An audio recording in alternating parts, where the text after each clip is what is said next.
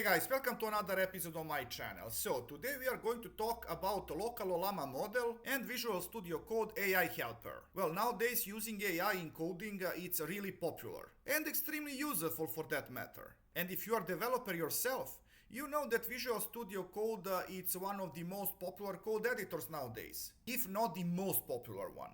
But using local Ollama model for it, it's not the default choice. On the other hand, if you know the right extension for it, that's not much of a problem. So for that purpose, I'm going to navigate to extensions and I'm going to look for VSCode Ollama. I'm going to install it.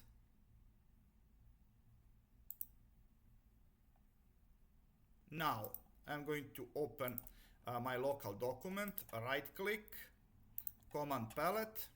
First, I'm going to navigate to Ollama settings, and it actually kept my previous settings. I have one machine on my local network with this IP address 192.168.0.39 that I'm running Ollama on, and Ollama it's running on port 11434. I'm going to test this connection. As you can see, connection it's okay. Model that I'm using for coding, it's a Qwen 2.5 coder. These two models, Granite 4 and Qwen 3 are totally fine, but they are not suitable for this purpose. Qwen 2.5 coder works great.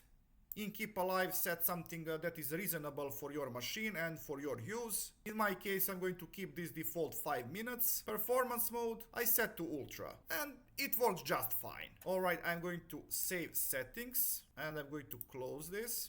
So once again, right click, command palette, Ollama, open chat. And now I can ask my model whatever I want.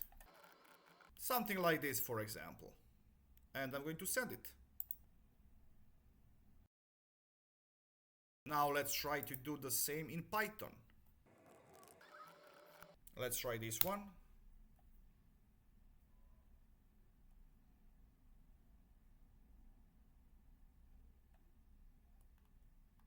I guess it's fine. Yeah, that's it. And let's try with HTML. Alright, something like this.